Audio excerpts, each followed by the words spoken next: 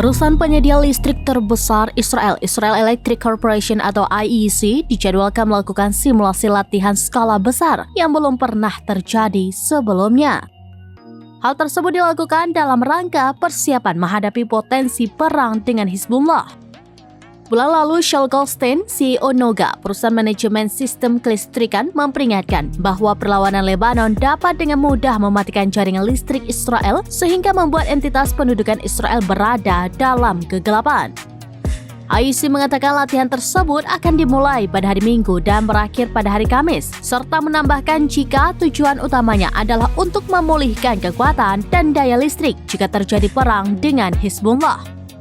Mereka juga menegaskan bahwa markas besarnya di utara Tel Aviv akan menjadi sentral operasi dan pengendalian jaringan kelistrikan. Latihan ini akan mensimulasikan skenario kerusakan pada jaringan gardu induk dan pemadaman listrik di wilayah yang luas. Selama latihan tersebut, konvoi truk-truk besar yang membawa trafo besar yang khusus dibeli untuk skenario ekstrim. Truk-truk pengangkut trafo ini akan bergerak di jalan-jalan yang telah ditentukan, memindahkan muatan mereka ke 4 lokasi rahasia di wilayah utara Palestina yang diduduki untuk memulihkan listrik.